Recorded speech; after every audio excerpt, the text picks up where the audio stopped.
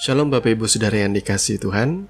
Berjumpa kembali di podcast Renungan Pagi Mutiara hari ini yang setia menyapa dan menemani saudara di dalam doa dan renungan firman Tuhan. Di kesempatan pagi hari ini renungan firman Tuhan akan mengangkat tema iri dengan keberhasilan orang lain. Dan nas firman Tuhan terambil dari Yakobus pasal 3 ayat 16. Demikian firman Tuhan, sebab di mana ada iri hati dan mementingkan diri sendiri, di situ ada kekacauan dan segala macam perbuatan jahat. Amin. Saudaraku yang dikasihi Tuhan, pernah suatu kali ada seorang sahabat berjumpa dengan saya, dan kemudian kita berbincang-bincang. Ia mengatakan sebuah statement yang sedikit banyak saya setujui.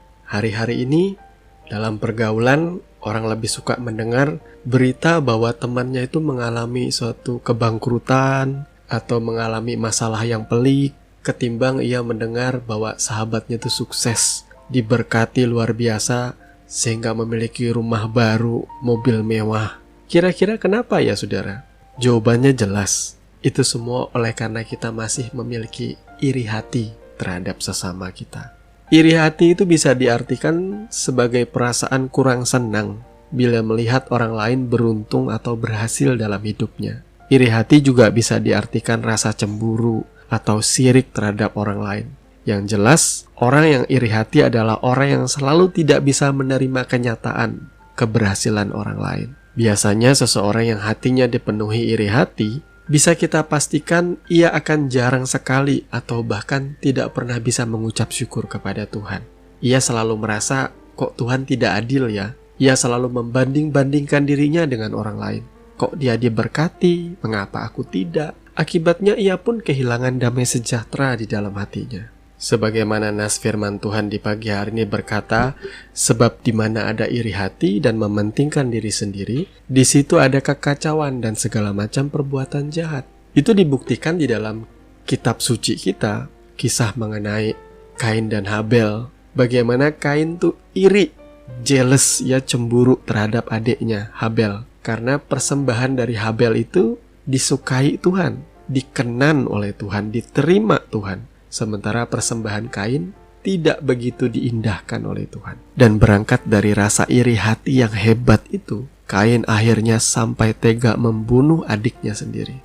Jadi waspada saudara, jangan anggap enteng yang namanya iri hati. Dalam dunia kerja, kita sedikit melihat ada orang lain baru beli mobil atau mengenakan pakaian yang branded, yang bagus-bagus. Biasanya kita akan lebih dulu berpikir negatif, karena semuanya itu berangkat dari keirihatian kita terhadap dia. Kita lalu berpikir, dia bisa beli mobil itu oleh karena dia punya sugar daddy, dia itu simpanan om-om pejabat. Dia bisa punya rumah bagus itu oleh karena keluarga mertuanya kaya raya, gak usah capek-capek kerja, dikasih. Walaupun mungkin anggapan saudara itu ada benarnya, tetapi dengan mengutarakan hal-hal itu, bisa dikatakan kita sedang menunjukkan bahwa hati kita dipenuhi yang namanya keirihatian terhadap orang lain.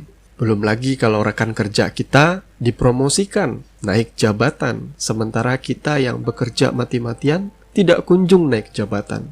Akhirnya kita mengeluh, dia itu bisa diangkat oleh karena dia cantik, oleh karena dia dekat dengan pimpinan. Sekali lagi, kalaupun pendapat saudara itu benar, saudara tidak perlu sampai beropini seperti itu. Karena itu artinya saudara mengizinkan keirihatian itu menguasai hati dan pikiran saudara, sehingga saudara tidak lagi memiliki damai sejahtera.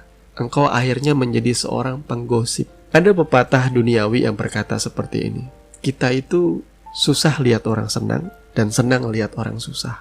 Sebagaimana cerita saya di awal tadi, hari-hari ini kita lebih suka mendengarkan kabar-kabar buruk, kabar miring tentang orang, ketimbang kabar keberhasilan daripada orang-orang yang kita kenal. Lalu bagaimana kita bisa keluar dari kebiasaan buruk iri hati? Mari kita baca 1 Petrus 4 ayat 13. Demikian firman Tuhan, sebaliknya bersukacitalah sesuai dengan bagian yang kamu dapat dalam penderitaan Kristus, supaya kamu juga boleh bergembira dan bersukacita pada waktu Ia menyatakan kemuliaannya. Amin.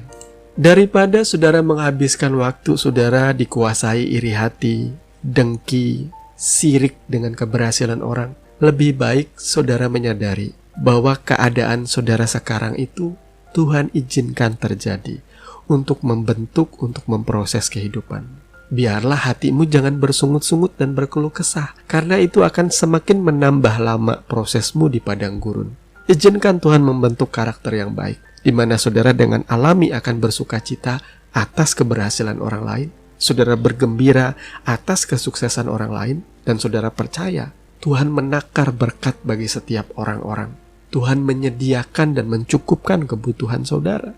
Saya meyakini satu hal ini. Saya punya keintiman hidup dengan Tuhan. Saya bergaul karib dengan Tuhan. Dan saya melihat bagaimana pertolongan Tuhan indah pada waktunya. Penyertaan Tuhan selalu tepat waktu. Bagi saya kehidupan yang seperti ini jauh lebih berbahagia ketimbang kita iri hati dengan orang-orang yang memiliki seluruh dunia. Kita bersyukur karena kita memiliki Tuhan yang berjalan bersama-sama dengan kita, yang tidak pernah meninggalkan kehidupan kita, yang menjaga karakter kita tetap baik, moral kita tetap kudus di dalam Tuhan. Ketika saudara merasa iri hati dengan orang yang berhasil secara materi, saudara lupa bahwa sesungguhnya di hadapan mata Tuhan, orang-orang yang memiliki harta duniawi itu yang harusnya iri dengan saudara. Bahwa saudara melangkah berjalan bersama Tuhan, mengerjakan segalanya bersama Tuhan, dan Tuhan menjadikan saudara berhasil dan beruntung indah pada waktunya. Mari luangkan waktu saudara untuk bersyukur. Luangkan waktu saudara untuk bersukacita, berterima kasih atas apa yang Tuhan berikan di dalam kehidupan saudara. Tanggalkan keirihatian saudara dan ganti itu dengan sukacita, ucapan syukur. Tuhan memberkati firman-Nya. Mari kita berdoa. Bapa Surgawi, Bapa di dalam nama Tuhan kami Yesus Kristus, kami mengucap syukur.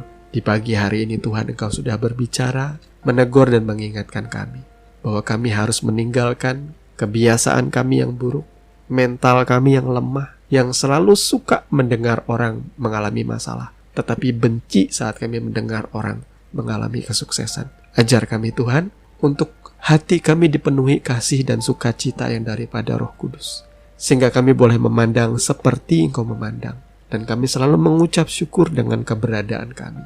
Kami tidak perlu iri hati dengan siapapun di dunia ini. Berkat-Mu sudah Engkau takar. Rezeki yang kami nikmati setiap hari sudah Engkau siapkan, sehingga kami selalu memuliakan dan bersyukur oleh karena kecukupan yang Tuhan sediakan di dalam hidup kami. Kami menyerahkan sepanjang hari ini ke dalam tangan-Mu Tuhan. Di dalam nama Tuhan Yesus kami bersukacita. Haleluya. Amin. Bapak Ibu Saudara yang dikasihi Tuhan, kami percaya kebenaran firman Tuhan boleh menjadi dasar dan kekuatan di dalam setiap kehidupan saudara. Sampai bertemu lagi di podcast Renungan Pagi Mutiara hari ini yang berikutnya. Kasih karunia menyertai saudara sekalian. Shalom.